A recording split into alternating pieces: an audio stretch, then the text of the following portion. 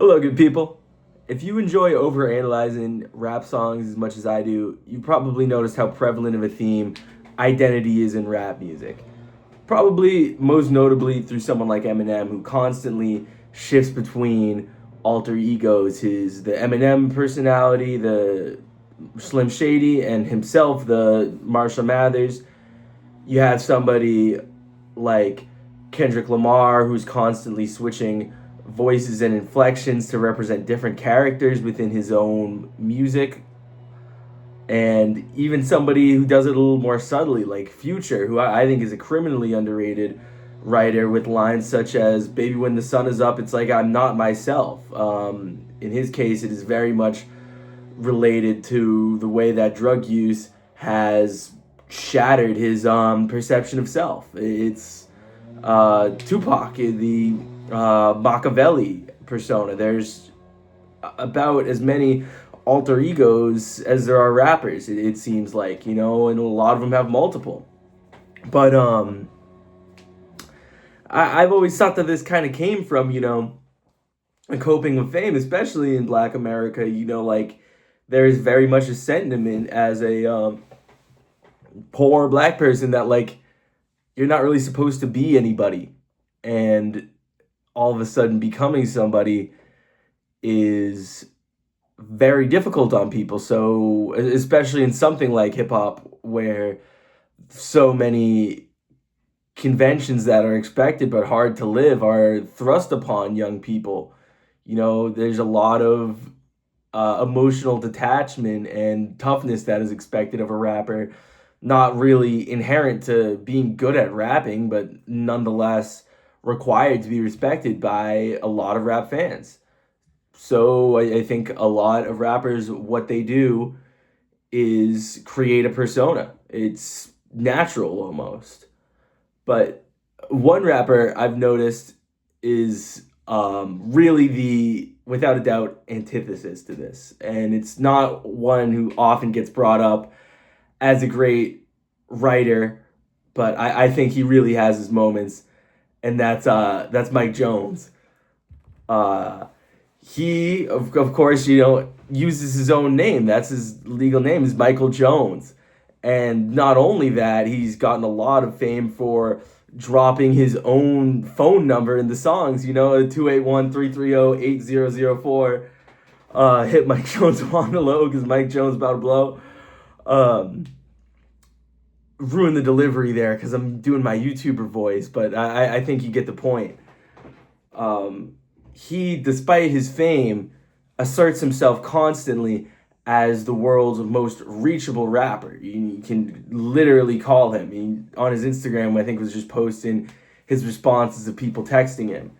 And I think that's really interesting because it defies a lot of it. And you can even look at his kind of catchphrase, Mike Jones, who? Like, he still kind of considers himself this unchanged nobody that, you look at a song, one of his bigger songs back then, and it's all about how he's the exact same guy. He's just receiving this meteoric rise that a lot of Black artists receive, and can be jarring. But he does really good with it because he refuses to create compartments for his own mentality. He does a really hard thing, which is remaining himself to the world. Um, so we've established he's unlike other rappers, but to quote his my favorite album is "Who is Mike Jones?" Um, who does he believe he is? Is there even such thing as a self? Well, on the outro to that album, he actually has a very profound answer that I really like. He dedicates this track to his grandmother. It's just called Grandma, and I really think it's his best written song because it's a very informal yet poignant eulogy to a woman who was very influential in his life. It begins with just how much he misses her and how important she was in his life, and it then, like a lot of prayers, kind of goes into him catching her up and doing a quick tour of his family, saying, okay, so and so's got a kid, so and so's playing sports, like really not only introducing us to more of his loved ones, people that are precious to him, but attributing it all to her, keeping her in the loop.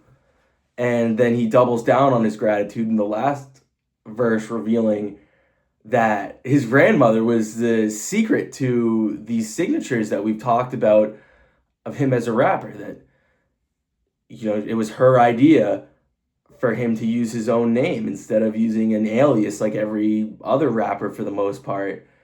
It was the name that the family gave him, and she believed that was what was going to make him great. Same thing with giving out the phone number. It was originally when he was handing out his music outside of strip clubs, and then it's transitioned to him having his own label and shouting it on half of his songs. And it's one of my favorite parts of any rapper is whenever he does it. I kind of have to rap along. I really like it. I don't think I'm alone there. And through this gratitude, I think it really starts to paint the picture that Mike Jones knows exactly what identity is, better than any other rapper, despite there being a lot of rappers that are better writers than him. Mike Jones truly believes that what a person is simply a collage of everybody who has ever loved them. Nothing less, nothing more. Beautiful thought, beautiful song, great rapper, awesome in the gym. Love Mike Jones. Comment down below other rappers or singers you feel like aren't taken seriously enough at points. There's a lot of really profound moments from a lot of artists you wouldn't expect. It's pretty awesome. People are awesome. Thank you for watching. Read my Substack.